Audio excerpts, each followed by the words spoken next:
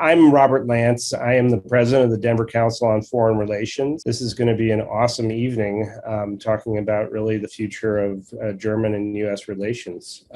This call or this Zoom presentation tonight is going to be moderated by Stephen Sokol. I wanted to welcome some of our guests. First of all, our members of the Denver Council on Foreign Relations, and I know that there's several guests here tonight from our membership. Also, the American Council on Germany, which has been one of our greatest partners in presenting over the years. We've had a couple speakers or more every year from American Council on Germany, so it's been very appreciative. We've been very appreciative of your work in the Denver area and the community here. Also tonight we have members of the German American Chamber of Commerce, as well as guests from the American Committee on Foreign Relations.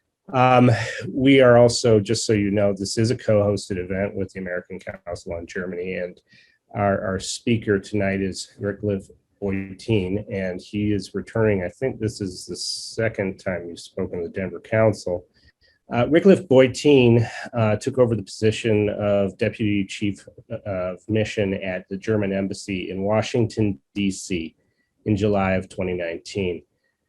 Prior to this, he has an illustrious career going back several decades, where he was a visiting fellow in the European program at the Center for Strategic and International Studies, or CSIS, in Washington.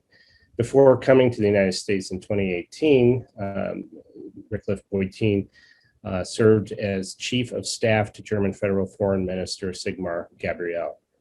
Between 2011 and 2017, he was Chief of Staff to several state secretaries of the German Federal Foreign Office. From 2015 to 2016, Mr. Beutin headed the division for the Organization for Security and Cooperation in Europe, otherwise known as the OSCE, and served as deputy head of the task force for the German OSCE chairmanship in 2016. Prior to these positions, he had positions with the German Foreign Affairs Office, which included the head of division for parliamentary and cabinet affairs, and the deputy spokesman of the German permanent representation to the EU. He has been involved in policy, as I said, for decades. He has a master's, an MA in international affairs from the Fletcher School of Law and Diplomacy at Tufts University, and a degree in law from the University of Bonn. And we welcome him to our program tonight. Before going on to the moderation, I just wanted to also introduce Stephen Sokol. He's the president of the American Council on Germany. Steve has more than 25 years of experience working with nonprofit organizations in Europe and the United States. He has spent most of his career working at nonpartisan nonprofit organizations, focusing on a range of domestic and foreign policy issues in Berlin, Bonn, Pittsburgh, and New York. And he's a true transatlanticist. He grew up in London. He was educated in Germany and the United States. And we are both pleased and honored to have you be our moderator tonight. So without further ado, I'm going to open up the program for you guys. Thank you. Well, Rob, thank you so much. Thank you for that kind introduction. And let me just say how happy the ACG is to partner with DCFR to host this event, and also with the GACC and ACFR for providing support for this event. Ricklef, it's really good to see you, at least virtually. So herzlich willkommen to this discussion this evening. Well, thank you, Steve. This is indeed great. And as much as I would love to be in Denver in person tonight, and I really enjoyed the time I was in Denver in person about 2 years ago, and held a little speech and talk at the council, and there were a lot of questions and a lot of engagement that I enjoyed very much. As much as I would love to be there, I think it's great that we have these formats, that we can include a lot of people that are not in Denver, but maybe in other places in the United States, and that we can be nationwide this evening. So thank you, Steve, and thank you, Rob, and everybody at the council in Denver for organizing this. I'm honored and pleased to be here. Well, Ricklef, I think you're absolutely right. Through events like this, we are able to expand our reach, but all of us do miss that interpersonal connection and really being able to sit together with each other. For us, the event this evening provides a unique opportunity because most of our events are in the morning on the East Coast time, and we were pleased to see how many people from our distribution list, from our network, actually signed up for an event much later in the day for us. So we're always testing, as we talked about at the beginning. But let me try to set the stage for our conversation this evening. I think it's fair to say that many Germans breathed a sigh of relief on November 7th when it was clear that Joe Biden had won the election, and again on January 20th when he was inaugurated. But it's been pretty clear that his focus is largely on issues at home. Biden has stated that his priorities are domestic, as this country struggles with simultaneous public health, economic, and social justice crises. Nevertheless, through speeches that he has made, for example, at the Munich Security Conference last month, and also speeches by Secretary of State Antony Blinken, the new administration has made clear that it is eager to re-engage European partners and revitalize the transatlantic relationship. And that's really kind of the jumping off point for our conversation today. So Ricklef, I guess the first question I would have for you is, beyond tone and tenor, what has changed for the transatlantic relationship with the new administration? Well, thank you, Steve. That's a very, very good starting question. Let me start with one thing that has not changed, and that is the point that we as German government, but also as Europeans and as EU are making to the US administration, this administration, but we've made it to the past administration as well, which is the challenges that we see before us these days. Some are new or relatively new, overcoming the pandemic. We can talk about that, all the struggles that we have with that.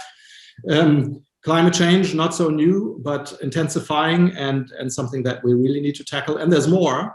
That is something that, not one country alone can tackle and overcome. And we as Europeans and we as Germans particularly are good allies and partners to do that and work together. And we would like to be understood as an ally and partner, as an asset for the United States. And this is something that we have been saying all along. And what has changed, I think, is the appreciation of this. And everything that you mentioned that the president has said, that Secretary Blinken has said, but also many people in the new administration that have actually reached out actively. Of course, they're overrun by all embassies and governments, and everybody wants to talk to them, but they actually make a lot of effort to reach out actively to countries around the world, not only Europeans, to Asian partners as well and others. We may talk about that later, but also to the Europeans, and we really appreciate that.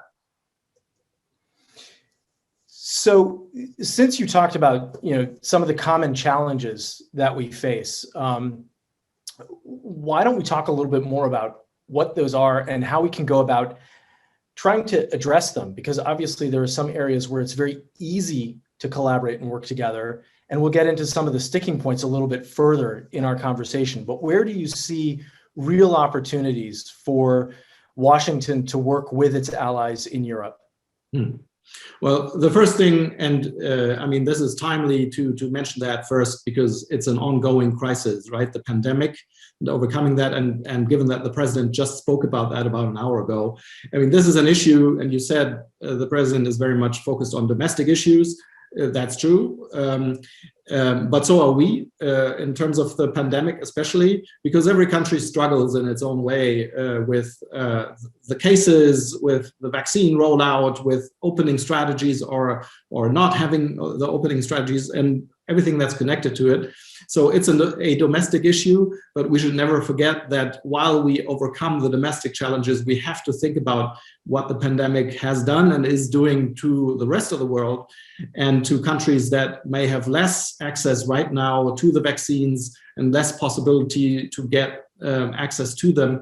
And that is really something that we can easily work on, although it's not easy to do, but it's easy to make that connection and see why that is necessary. And that's why we welcome very much that the new administration joined international efforts like the COVAX initiative early on, so that we can chip in financially, but also organizationally together and get the vaccine to other places in the world. So this is the first thing that really comes to mind. But I mean, there's a host of other issues.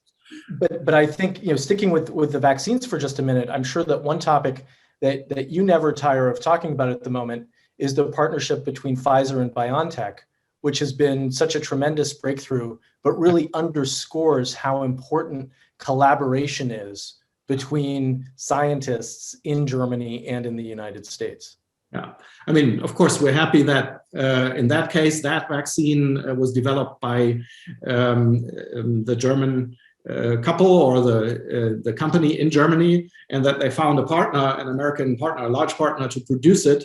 The ingenuity is unbelievable to anybody who's not a scientist, especially like me. But I mean, other vaccines have been developed, and there are other partnerships as well that go across the Atlantic. And indeed, that's a very positive thing. And we have to be sure that supply chains are not disrupted, that everybody gets the vaccine, and of course everybody's in a way fighting for him or herself in trying to buy enough doses, get them rolled out. But I think the cooperation has been good, and especially in science. So late last week, President Biden spoke with Ursula von der Leyen, the president of the European Commission. And one of the big outcomes of their conversation was the suspension of tariffs imposed during the Trump presidency over aircraft subsidies. But the actual dispute over aircraft subsidies goes back much further. These tariffs have now been put on hold for 4 months while both sides try to negotiate a deal that is supposed to include a permanent solution for the aircraft sector. How big a breakthrough do you think this is? I think it may sound small because it's on hold only and it's not solved yet, but I think it's a big thing. It's big news, and it's very positive news because it shows right from the start the approach that the two sides take towards each other and say, look, this is maybe not low-hanging fruit, would be saying, makes it sound too easy, but it's something that we should be able to clear off the table pretty early on in order to have a better basis for further talks on trade issues that remain, between the EU and the US, but also worldwide at the WTO, with China especially. There's a host of issues in terms of trade. And this is one that's been hampering the politics and the mood, frankly, also between Europe and the United States for quite a while. And it's very good that we've got the signal from the two presidents early on, I think. It's a basis to build on. But there's still some important sticking points when it comes to trade, like digital taxation, relations with China, which I hope we'll get into a little bit later in the conversation. And one question that I'm hearing from a number of people here in the US, but also from people in Germany, is whether or not we'll see a new transatlantic trade deal. Of course, a lot of effort and energy was put into the Transatlantic Trade and Investment Policy, or TTIP, that ended up not really going very far, despite months and months of negotiations. And a number of people hope that we'll kind of be able to snap back to a new transatlantic trade deal. How likely do you think that is? Well, maybe first the digital taxation issue, which is not strictly a trade issue in terms of trades of goods, but it's related, of course, and also it's very important in terms of the economy, because the companies we talk about in that case are especially American, and they're especially large corporations. And it's been a sticking point, and it's something that has been negotiated, but has not been finished for quite some time as well, with the efforts at the OECD. And this goes to the handling of large corporations that are engaged internationally, and every country's national tax regime and tax philosophy, really. And there too, it was a very positive signal that the new Treasury Secretary, Mrs. Yellen, gave the signal early on that the United States will be engaged in this negotiation. Where it goes and how quickly it goes, I really can't say. But there too, there's a positive signal. On a larger trade deal, I mean, this is very ambitious. It was very ambitious when we talked about TTIP, because it tried to do it all, right? And negotiating on trade with the EU is not easy, because the EU is a large market and large body of countries that come together. The trade negotiations lie with the European institutions, the Commission. But of course, every country will have a position, and it's hard to hammer that out on our side. What is our common position? And there are certain red lines that are hard to overcome. And and that's the experience from TTIP. There's in our publics, and I use the plural because it's not the same all over Europe, there are quite some issues where people see red lines, or where they think we shouldn't agree, or we shouldn't find common rules. So all that to say, I'm not sure that this is the point in time yet where we think about one large agreement right off the start and try to work on that, but rather tackle individual issues as they come along. That is probably a more, in the end, successful strategy. Because we saw, and the mistakes were made there on the European side in terms of communication of this trade deal, what it would actually mean for us. But maybe it tried to do so much, too much. So maybe, if I'm reading through the lines a little bit, you're somewhat, or you're cautiously optimistic about this announcement following the conversation between President Biden and President von der Leyen, that there will be some progress, but in specific targeted areas, rather than really trying to come back to a larger, more complete trade packet. Well, I think that's the way of thinking that is going around Brussels, as far as I can see, and also capitals in Europe. But I am optimistic about a lot of these issues. But we have to remember that we're not right now, and this is true for many of the other issues we can talk about. We're not exactly where we were 4 years ago, 8 years ago, 12 years ago, in many respects. So the president has laid out that foreign policy needs to be for the middle class, right? So what actually that means in terms of concrete policy, the administration, I think, will try to hammer out in more detail. But my hunch would be this has a trade aspect, because we've all been, to some degree, victims of globalization, which has been very good and on the overall increase of growth and people's wealth, but not for everyone, obviously. A lot of jobs and a lot of industries were lost over the years, and we in Europe, just as you here in the United States, may not have paid enough attention to that tendency and these losses, so that I think there's more understanding that we have to, take that into account and take people's view of trade deals and what globalization concretely means for them, for their everyday life and their chances in life, have to take that more into account. So that is, this is a large area, and how that boils down to concrete policies is not easy to say and explain. But I think we can be part of we can start a larger discussion on this. How do we as Europe and you as United States do what is good for our societies and our workers, and still not, trade or make trade policy an adversarial policy field?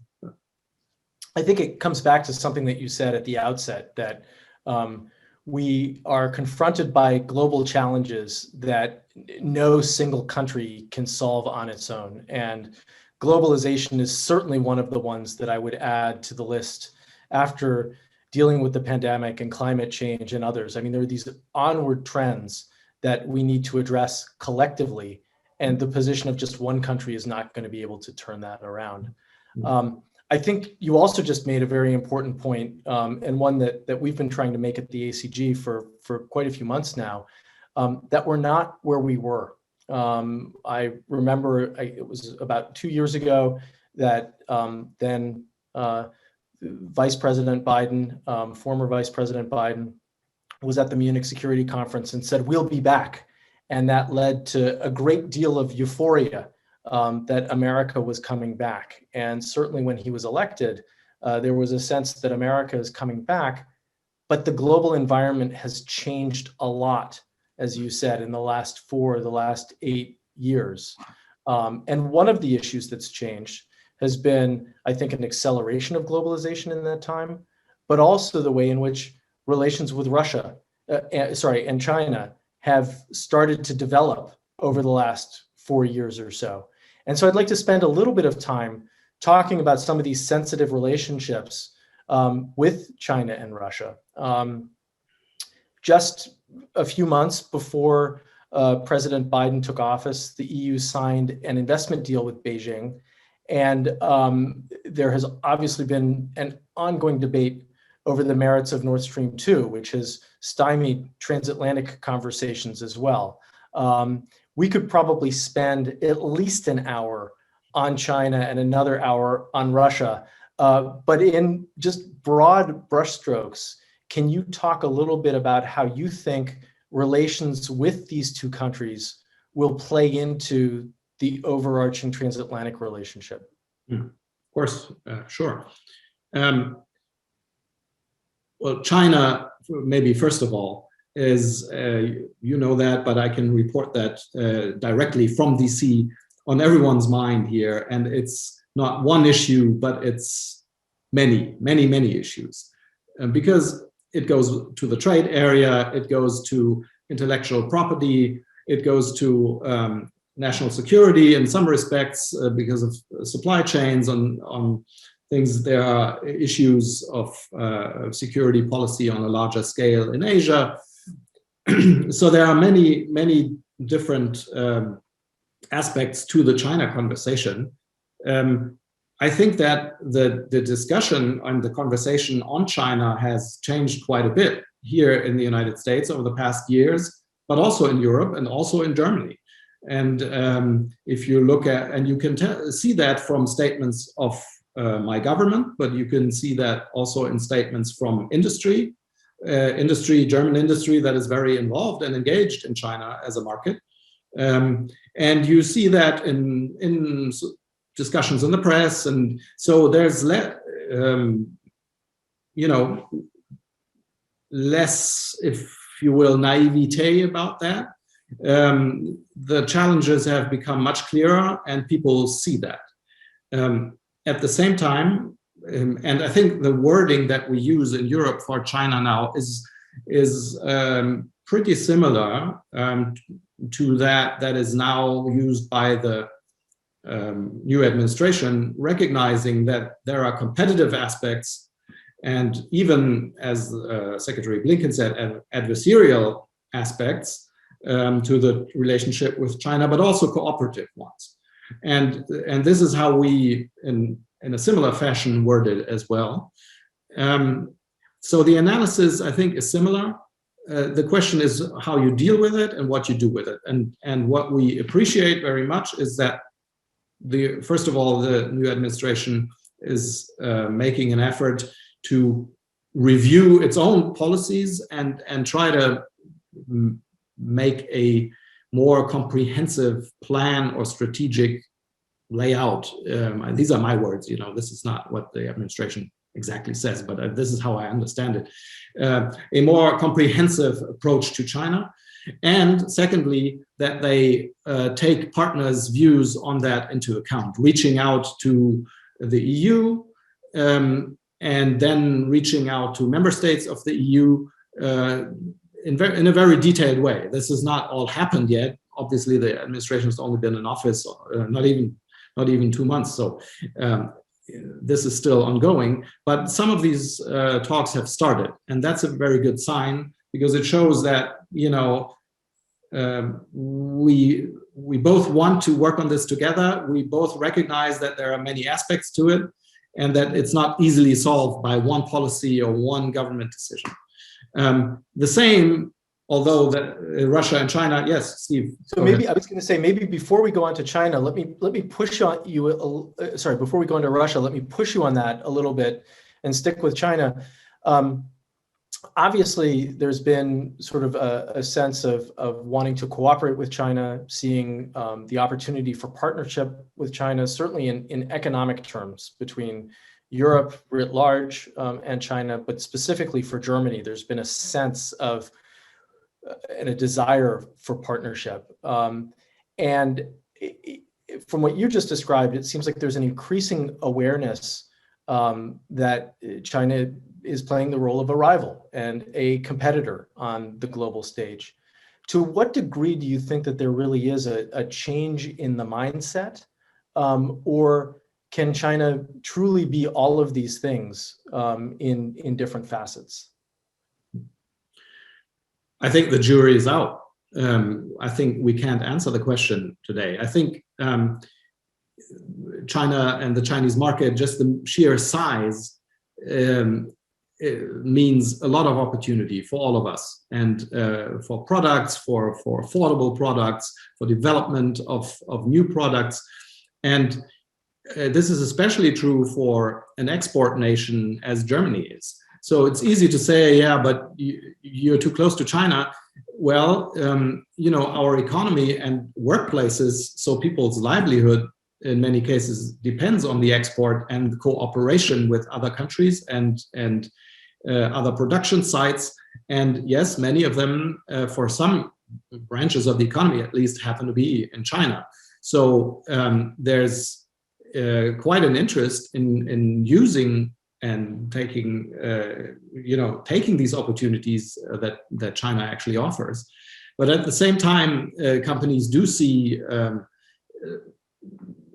playing fields that are not level. They do see, in many cases, intellectual property taken away, or conditions for them to operate in China that they wouldn't have in other parts of the world, where they have to, partner with certain companies, or there are many different forms where they will, make a decision. Is this the long-term strategy I want to pursue?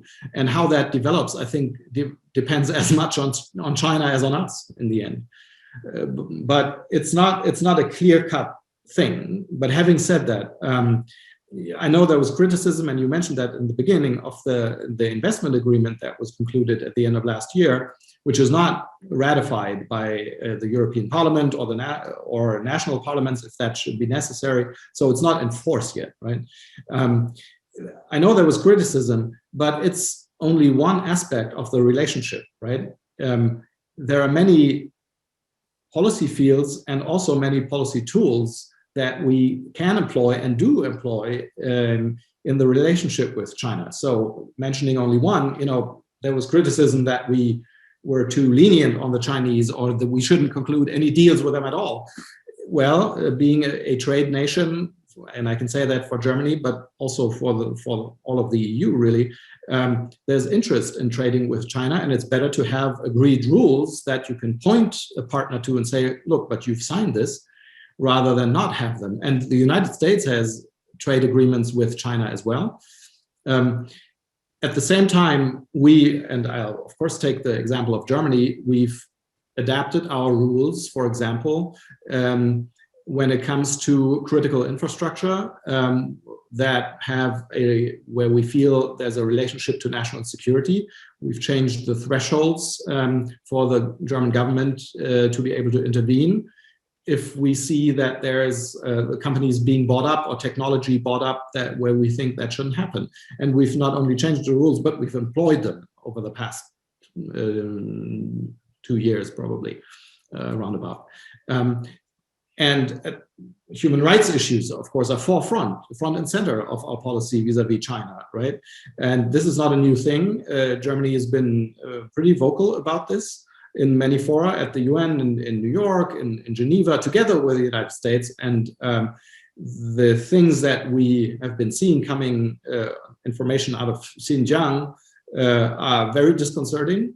And we see more and more, but even a year ago or more, we've been engaged in calling that out. So this is another tool, right? So there's not only the investment agreement.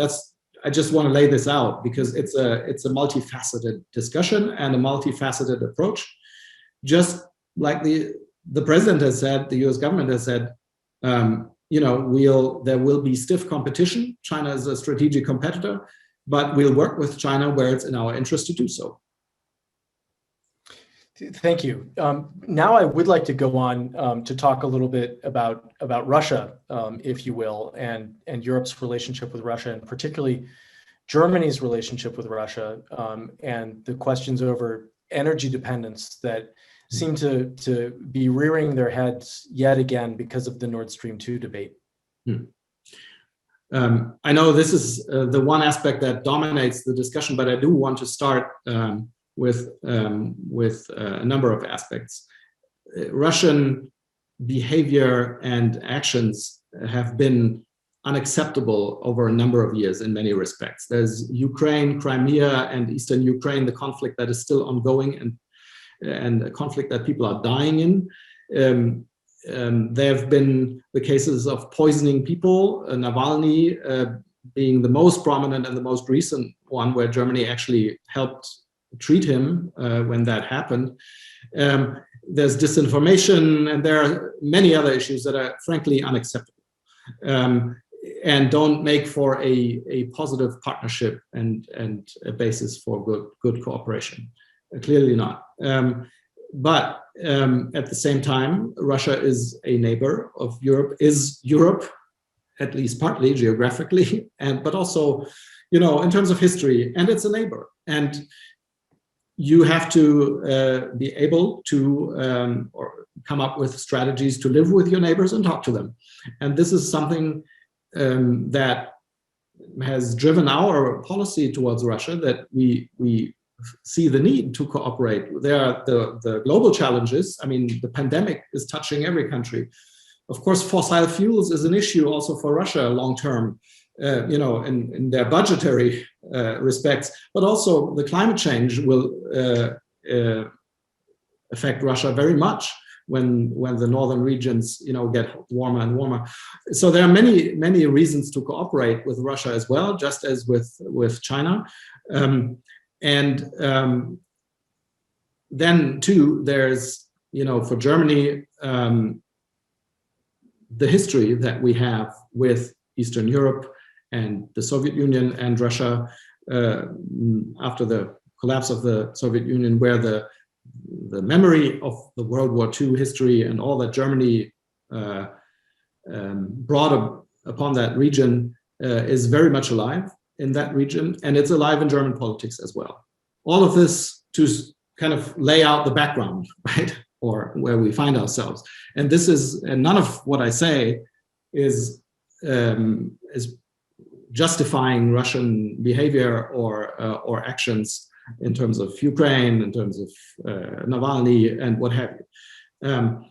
Now, the energy issue and the pipeline issue is something that indeed has dominated the discussion on Russia, or then in turn on United States and Germany, and United States and Europe very much. There's not, this is no secret, not all European member states appreciate the project and think it's necessary, and some think it's a danger and that we shouldn't have it. For Germany, it's an energy security issue. We don't believe that the dependency is too large for us, because the dependency is just as much for Russia, because they do need to sell the gas. But also, we think that many of the criticisms that have been leveled against it, and that goes to the relationship of Ukraine with Russia, the energy security of Europe as a whole, and especially Eastern European countries. We do think that that could be alleviated if you treat these policies comprehensively, right? And my plea would just be to be able to talk this through with the American friends and partners, because it's not, like many foreign policy issues, a clear-cut yes or no issue. And if we treat it that way, it will dominate and continue to dominate the discussion in a way that is overbearing for the bilateral relationship and also the Europe-US relationship, and takes a role that is outsized, I would think. Thank you. So Ricklef, at this point, I'd like to fold in a couple of viewer questions, which touch on what we've been talking about. The first one comes from somebody, and it's related to the conversation we're having about Russia. The viewer writes, at the beginning of this conversation, you mentioned that Germany wishes to be seen as an asset for the United States. Is this goal attainable if Germany continues to rely on Russian gas? Right. Asset was my word. The German foreign minister, who just gave a speech this week, beginning of the week, he didn't give it in DC, but it was like as if he was or had been in DC when he gave the speech at the Brookings Institution. And he said Germany wanted to be a reasonable, reliable, and responsible partner. That is better wording. And I think that is not only attainable, but we are that. Now, you can argue about the pipeline, but if you say you shouldn't have the pipeline, it has implications for Russia policy overall, right? Does that mean you cannot have economic relations with Russia, or not on fossil fuels, or not to a certain amount of value every year? What is the answer there? And I see the criticism, and I understand the criticism and the worries regarding Ukraine, Eastern Europe, and we do want to work on that. But some of the criticism and the way it has been leveled at Germany in particular, and frankly, it's not a German project, right? Many European companies are involved in the project, and there's a common European legal position on the project that the European ministers adopted unanimously. But the criticism that has been leveled at us, sometimes we felt was not completely sincere, because the United States buys oil from Russia in large amounts, billions every year, and it may go to the size of the gas that we would buy. We're not buying it yet because the pipeline is not completed. So if we want to discuss that, and this is what the Chancellor also said some weeks ago, we can discuss all that, but we should go through it step by step and see all the implications from it. So long answer to a very important question, but yes, I think we are an asset in that we are a reliable partner and a responsible partner as such.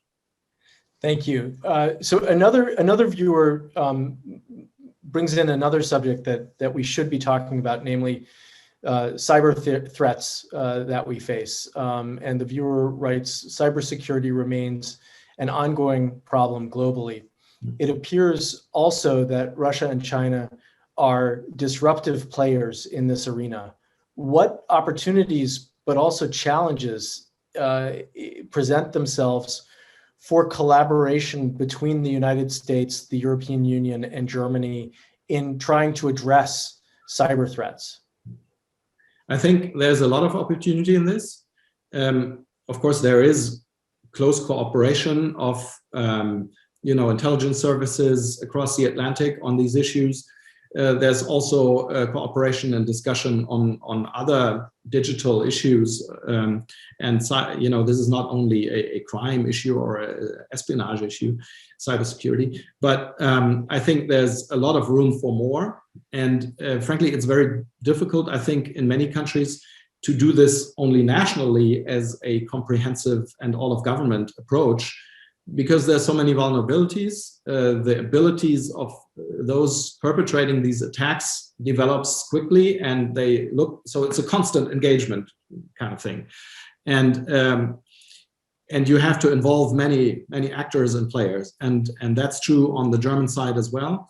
And also, it's not only a government-to-government issue, but you see the vulnerabilities coming from software, which obviously is developed by private corporations and companies, and then used by the government. So they have to be part of the conversation. And actually, the people in companies that I talk to say as much and say, look, we should have more on the policy level, but also on the tech level, conversations between people who know their stuff and know what's going on, what the vulnerabilities are across the Atlantic.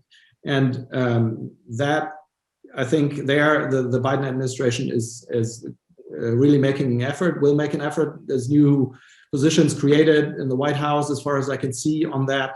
And I want to do everything I can to make these conversations happen across the Atlantic with my government and also other European government, if that's, I think it's absolutely necessary and vital, because, I mean, you can tell how much more just through this 1 year of the pandemic, we depend on digital instruments to do our work. Yeah, absolutely. We've all become so dependent on it. And one of the recurring themes in many ACG events, obviously always with German and American participants, has been how the last year has exacerbated the digital divides in both of our countries, and the fact that there are sort of a whole new set of issues that we need to be addressing, even on the local level, let alone on the international level.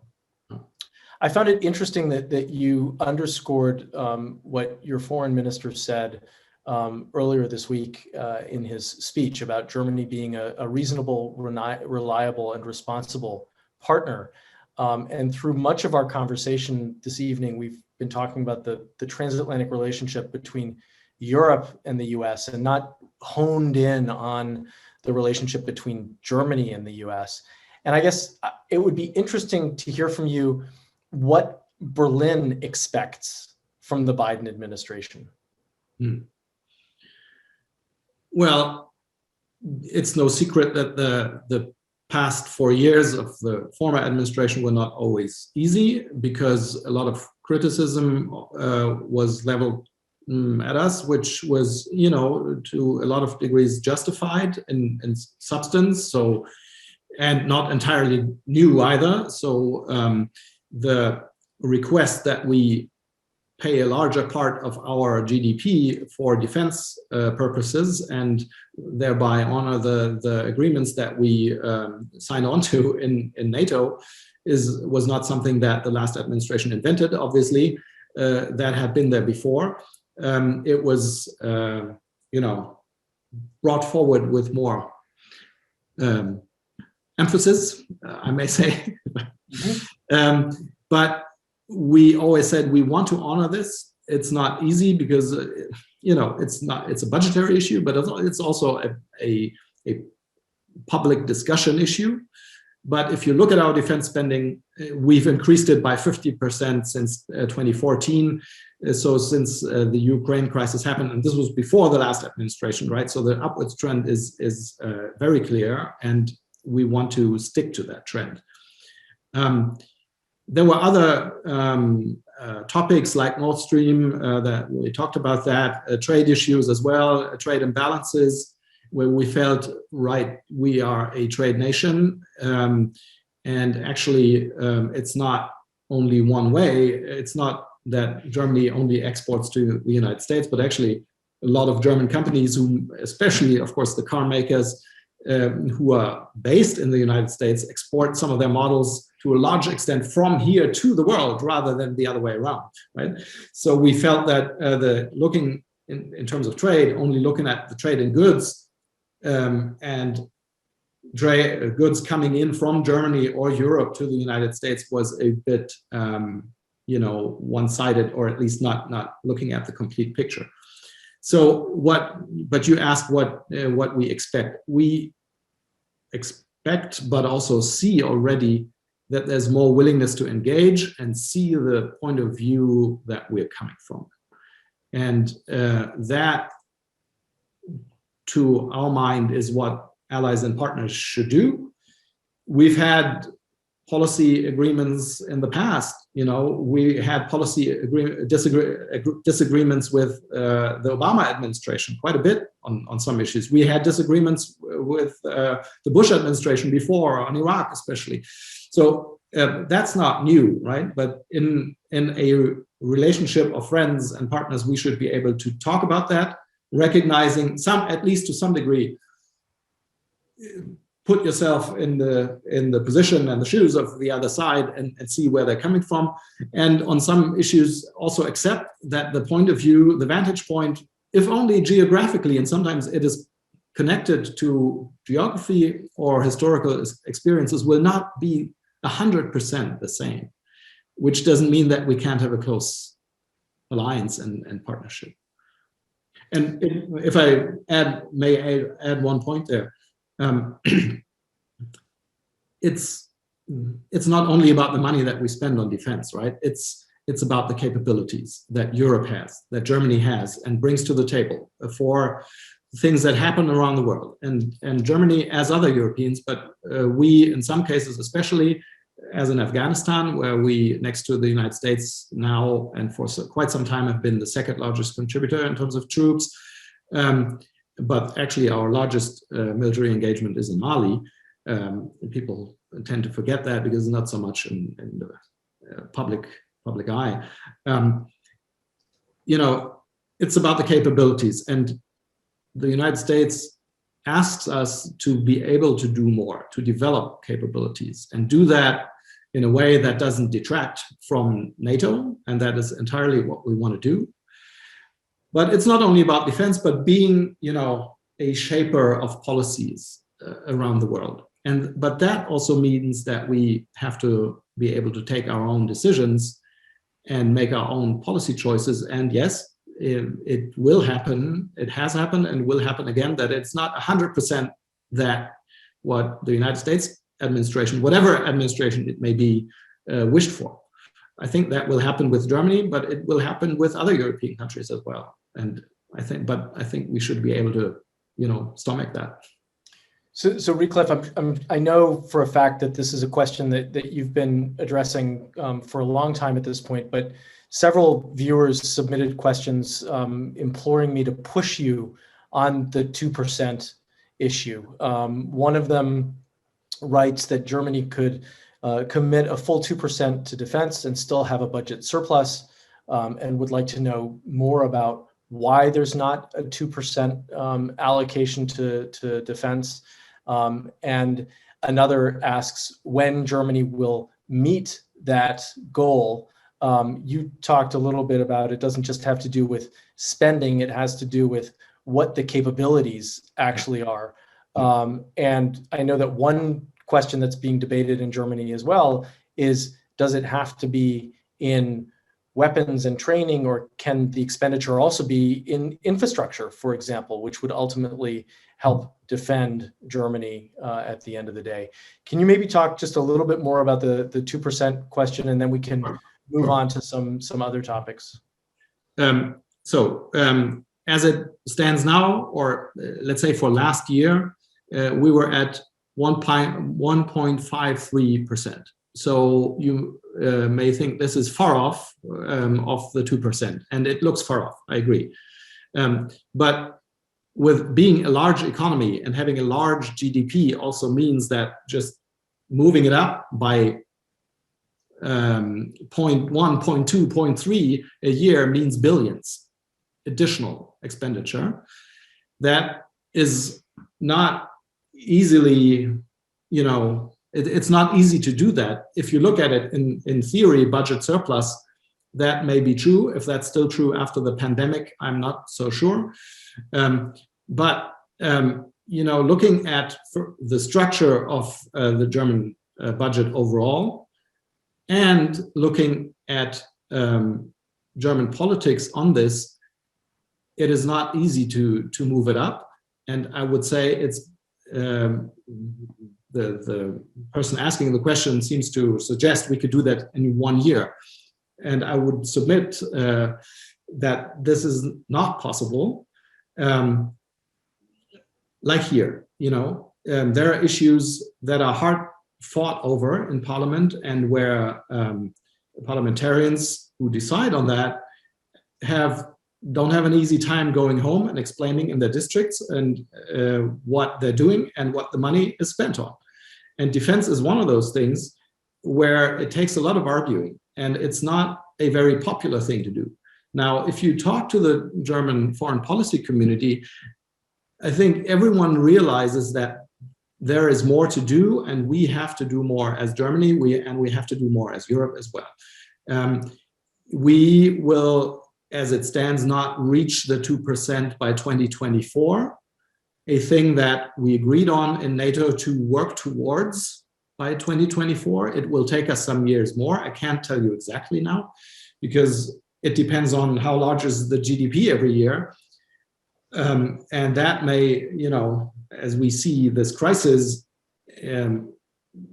fluctuate a little bit.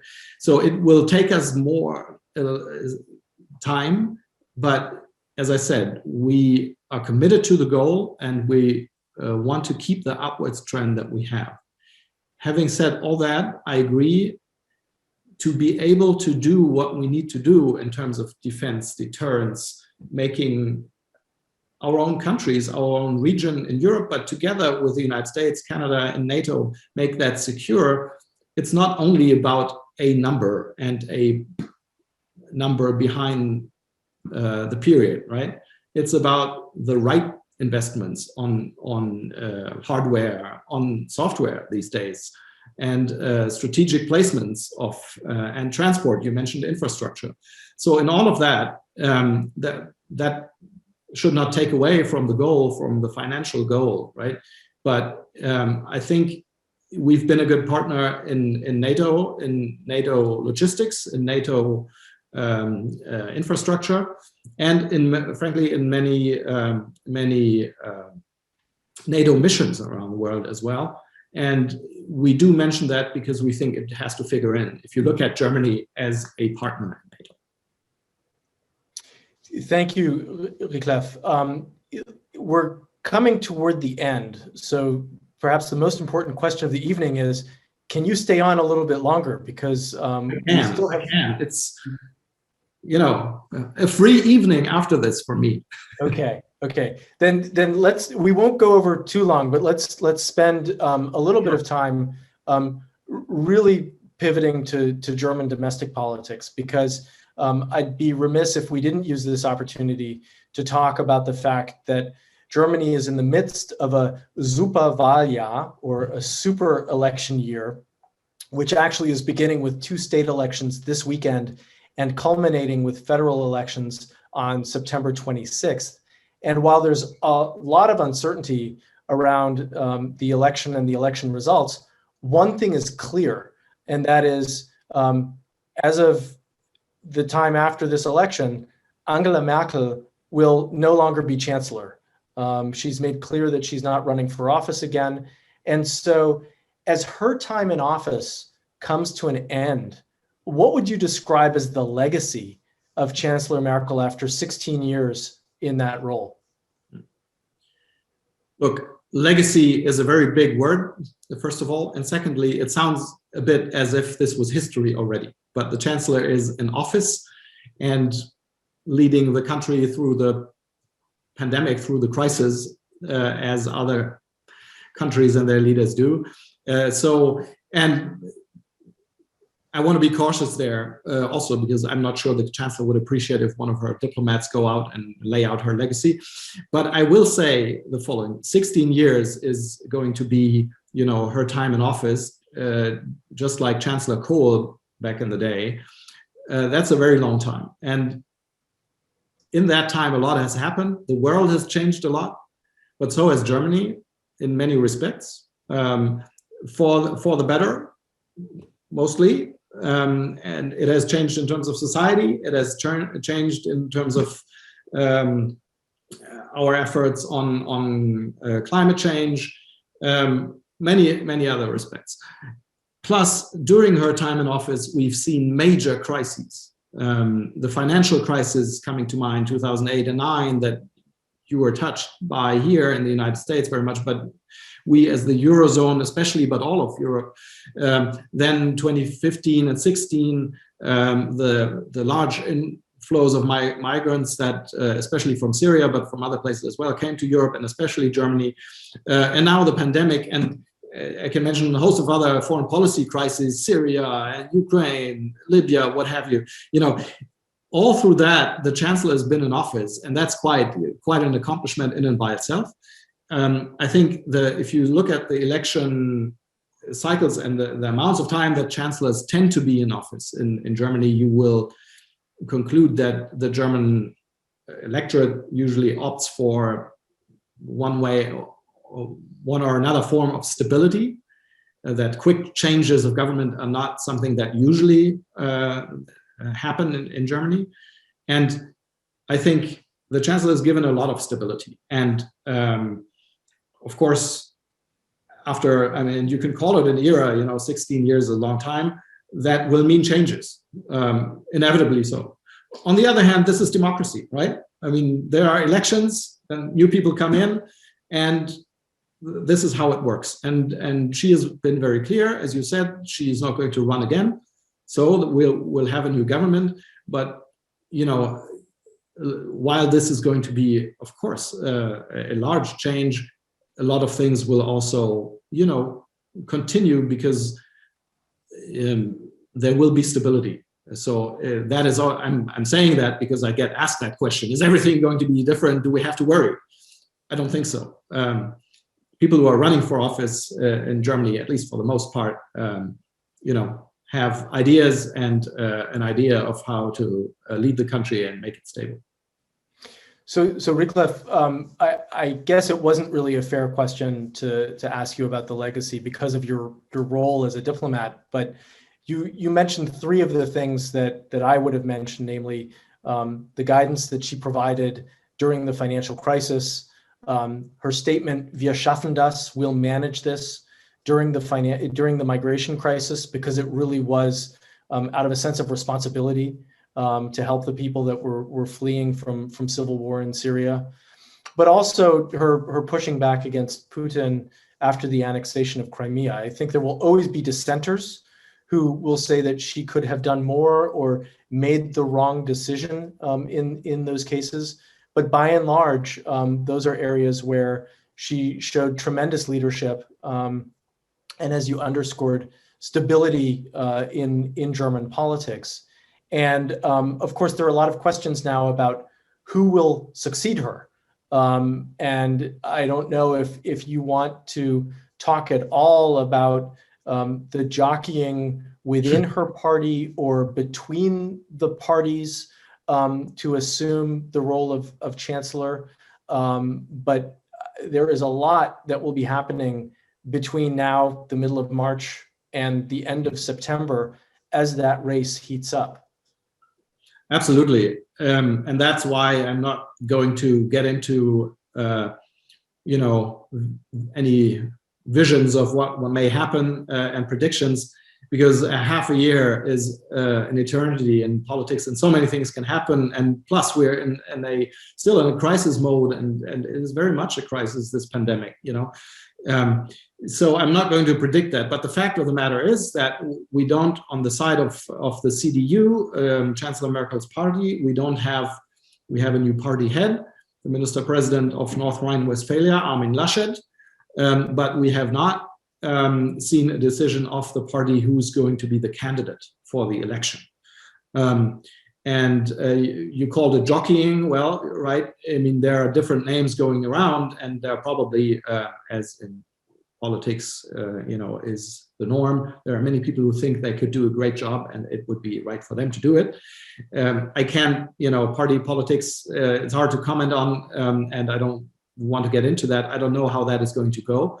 But the fact is that we're not in the campaign mode yet, because the CDU hasn't determined who the chancellor candidate will be. Other parties have not made a decision. The Green Party, who's been very high in the polls, has not made a decision if they want to run with one candidate or not, and if they do, who it's going to be, because they have a split party leadership with two people. And the SPD has made the decision. So Vice Chancellor Scholz and Finance Minister Scholz is the candidate for the SPD, and they made the decision last year. We know that, but that doesn't give us a full campaign yet. And so it's hard to say, and a lot can happen. So maybe one thing that you can help us with is what should we be watching as the election year unfolds? Right. I mean, people tend to kind of take these regional elections very much as a sign for how that may go on the federal level. I would caution a little bit. That may be true. It may be, signs on the horizon, but that may not be the case in the end, because if you look at the 5 different regions plus a city of Berlin that have elections this year, I mean, some of these elections are on the same day as the federal level, so that doesn't give you any information. But the others too, they all have different setups in terms of the coalitions that are governing these regions, and you can't take that as a one-to-one thing and conclude this is how it's going to go. I would say, in a crisis, the management and handling of the crisis is always a big topic, as tends to be the case in other countries, I think. So that may be one thing to watch, but there's other issues as well, and some are about ideas, especially, nobody is running against a sitting chancellor this time. So there's really space for ideas. And you said, some of the inequalities and some of the issues that we have come to the fore even more through the pandemic. That's true in Germany as well. The digitalization of the economy, but also of government, has not gone as far as it could have and maybe should have. And we can see that now in the everyday handling of the crisis. Climate change is very much on people's mind, young people especially, but not only. This is if you ask in Germany what people think are important issues, the climate is very high on the agenda of many. So what people offer on climate, on education, on digital solutions, what parties offer and their candidates offer will play a role. And as I said, we've not gone into full campaign mode. Not all parties have laid out their concepts and ideas. And what then actually determines in the end what people think is most important, and is it more the personalities or the topics, or both at the same time to different degrees, hard to say right now. So let me ask one more viewer question before asking you a final question. You talked earlier about stability and indeed continuity in German politics. And one of our viewers is curious what impact the election will have on foreign policy, on German foreign policy, particularly with regard to Russia and China. I think there's a general trend is continuity is pretty strong in terms of foreign policy in German politics. For sure, there's different views between parties and in turn then probably the candidates. This is especially true with regard to military issues and military expenditure, and I talked about that a little bit. But the differences are not fundamental between the larger parties on Russia and China. With, of course, there's degrees. There are different viewpoints, obviously, but it's not as if you would expect any of the parties who are likely to be in a governing coalition to make radical turns away from the EU, away from NATO, towards other actors that completely change the approach that Germany takes. Having said that, there are things that we think the policy community, but the population as well, thinks we have to do and discuss. And foreign policy and defense policy is one of it. And that's a good thing, that people actually realize, you know, the world is changing around us. Are we equipped to handle it and deal with it? Maybe not enough, and we have to do more. So I don't want to kind of suggest that we'll just kind of move along and nothing changes, and we're not willing to tackle or address or discuss the pressing questions of the day. That's not the case. I'm just saying, you know, you don't expect, because the chancellor is no longer running, a radical turn in German politics and in foreign policy especially. Thank you, Ricklef. I have a lot more questions that I could ask, and a lot more topics that I'd love to drill down on with you. And I had what I thought was the closing question for this evening, until one of our viewers submitted a question which frankly trumps my last question for you. The viewer writes, "You are a jazz-loving diplomat. Who is your favorite American jazz musician?" Well, jazz coming from the United States, this is a very hard question to answer.